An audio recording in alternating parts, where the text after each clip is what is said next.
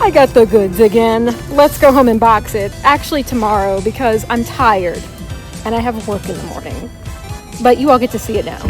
Also, he said that we were a part of the biggest midnight launch on this side of the East Coast. So yeah, awesome. I was number 21 out of like, I think 60, 70-ish people. So anyway, let's get home and open the console. All right, everyone. So we are back at my place and I'm going to show you everything that I got. So while we were waiting in line, I actually happened to be number 21, as I said when I was recording last night at midnight. The process went by really fast. I'm actually really impressed how GameStop handled the midnight release. So congrats to my local GameStop for being really, really good with getting everything and everybody out of there so that they could enjoy their Switches. Now, I believe we had about 60-ish people, and the employee kept saying that we were one of the biggest releases on the East Coast for GameStop in that area, in that region. So, and we all were a part of it. So I'm really happy. Now, when I went the next day, there had already been a first round of pre-orders, so I was like, oh my gosh, I've missed it. It's whatever.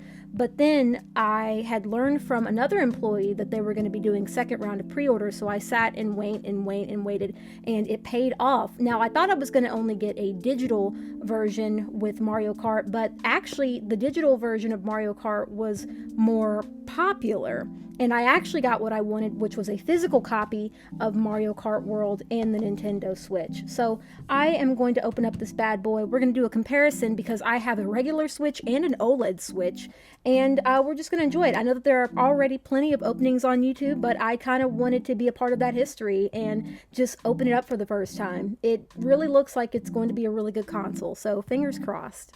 All right, so there are actually no plastic bits or anything on the side. So we're just going to open up this bad boy like this. And voila, this is what you were greeted with.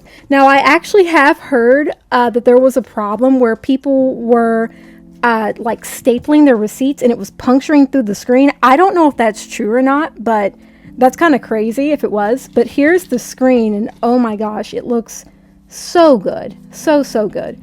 So let's go ahead and take a look at that. Here is the crisp screen. By the way, Nintendo is saying to keep on this plastic kind of like protector because it does protect the screen. It actually does feel a little bit heavier than your normal Switch.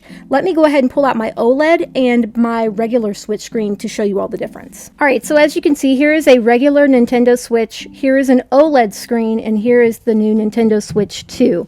So let's go ahead and compare to the original. I'm going to pull these off. I did actually watch Austin John see if you could use the old Joy-Cons for the Switch 2, and you can, but look at that difference. There is the difference right there. I hope you all can see. My camera is actually really high up this time, but something that I'm not used to. But yeah, look at that. That is really a size difference. And let's go ahead and pull off the OLED Joy-Cons too. There's the comparison with those two. So they're practically the same, but the screen on this side is more bigger because the border is a lot bigger on the original Switch. And once again, there's that comparison. Pretty neat. Next, let's go ahead and take a look at the Joy-Cons, which those are going to be completely different than the original as well. We have our red and our blue. They feel sleeker, they feel nicer, but they do feel a lot heavier than the original Joy-Cons. So there they are. And then let's go ahead and do a comparison. We'll do an OLED Joy-Con. So that is the size difference and everything. So this definitely feels lighter than this one, but I mean, look at the size difference. So there's definitely quite a bit of change, especially going on in the back as well. So next up, how you're going to attach these Joy-Cons is I hear that they're magnetic. So I don't know how simple.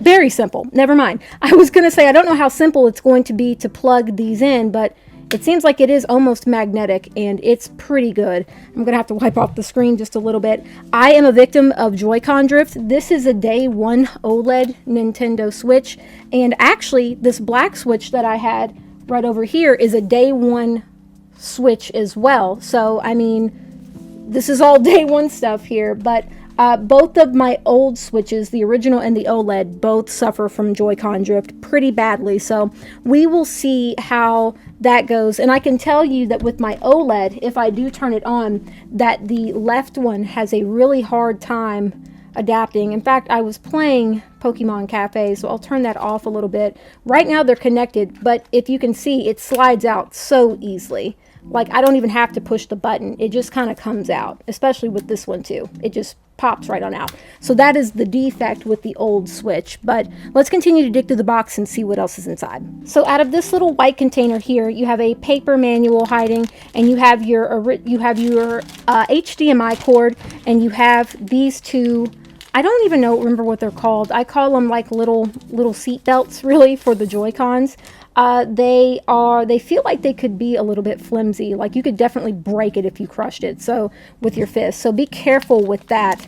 And I don't know if I have a comparison with these, because I don't even know where I put mine, my originals. But they're definitely look like they could be easy to break. So please be careful with these. I actually went back and dug around for these. So once again, in the original one, or this is actually the OLED, you would snap them on like that, and that is how you would put these on. I don't really know how you... Oh, okay. I was going to say I don't know how you attach these. Wow. I just keep realizing it's easier and easier. They have a big giant button now to release the Joy-Con in the back, and then it is color-coded now as well, so you don't get too confused on which one belongs to what. Now, how these go on, I'm going to assume is also magnetic, so you're just going to... see if I can figure this out. Put from the bottom first and then click to the top, and there you go. Now, how you release, that's a different story.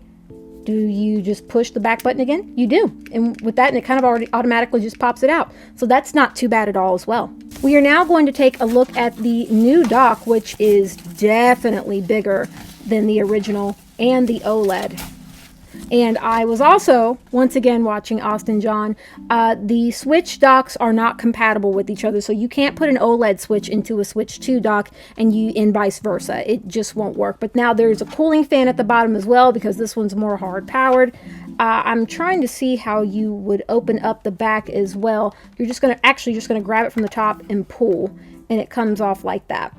So still kind of similar to the original, but not quite. And over here I do have an original dock. You can tell it is showing its age, but there is the original, and it had an easy open tray. And then here's a comparison to the OLED Switch dock and the new Switch 2 dock. This is definitely heavier. It's got some stronger power to it. So yeah, unfortunately, like I said, they're not backwards compatible with the docks.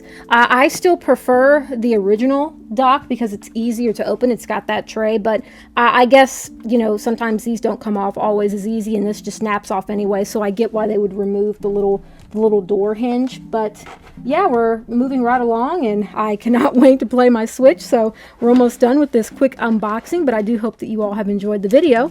Last but not least, we do have the power dock, and it is not one big giant girthy box anymore. It's detachable, and there's the power cord. But now let's actually, before we end the video, let's go ahead and take a look at Mario Kart World as well. I'm not going to show any gameplay or anything. I'm going to go enjoy that by myself. But I do want to show you all what's in the case, and then we'll actually take a look at that screen protector too, and I'll see if it's worth it for you all or not. And here is Mario Kart World. I am going to say, though, I've said a lot of positive things about the Switch 2, but I really do prefer the old cases. I think that they look better. I don't really like these smaller red cases. At first, when I had thought that I was going to not get the Nintendo Switch 2 until later on, I was actually really excited to just get the original Switch case for Pokemon ZA, but I'm actually getting a copy on the original Switch, and I'm going to get a Switch 2 copy as well. But here's what the case for Mario Kart World looks like. There's the front and there's the back, and when you open it up, it's got some inside artwork, and here is the new Switch games and what they look like. Last but not least, I don't know if I had a Pro membership discount or if because I literally spent my life savings to get this console. I wish I was joking. They gave me a screen protector for free, so it's not bad. I probably am going to have to use the knife to open this. Maybe not. Maybe I can just brute force it. Ha! Like I have strength. No, I have to use the knife. Alright, this is what comes in the screen protector. So it's actually a GameStop branded screen protector. And I believe it only comes with one. So we're going to do a little time lapse, and I'll just kind of show you how I put it on. So for the screen protector being free and GameStop branded, I would say it's not too bad. All it comes with is a dry wipe, so you don't have the tools to get out the air bubbles. So if you've ever used a screen protector before, make sure that you do have those tools on with you, because you're definitely going to need them.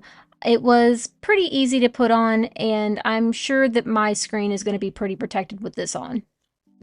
So this is actually Sizaboo from the future, and at the end of the video, I'll kind of give a little bit of my last thoughts, but overall, I'm actually really glad that I went ahead and picked up the system. I had a GameStop employee talk me into it. She was really nice, and I figured, hey, I might as well go ahead and get the console, because you'll never know if you'll be able to get it around Christmas time like I wanted. It kind of really does feel like the original Switch, but it's highly improved, so if you're still thinking about getting it and you see it in the wild, I would say just go ahead and get it.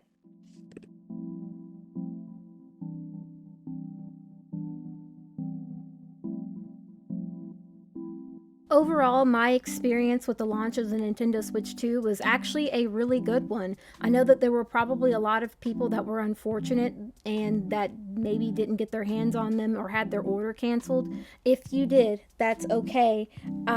Obviously, there's going to be more to come. You just have to be patient.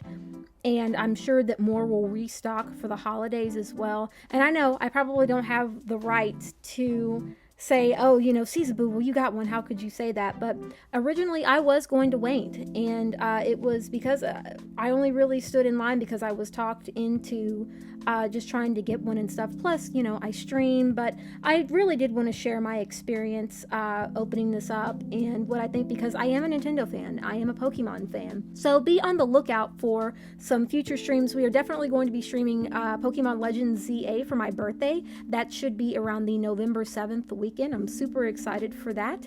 And yeah, but thank you all so much for watching the opening today. I know it's not as super fancy as some of the other YouTubers, but this is kind of just like a real experience. And you know, as a consumer, I spent a lot of money on this Switch, and I think that it's actually going to be worth it, and I hope that we have a good 5 or 10 years with this console. But if you want to catch my Pokemon ZA streams or other Nintendo Switch 2 streams, be sure to like the video and subscribe to the channel. I'll catch you next time. Until then, peace out. Bye.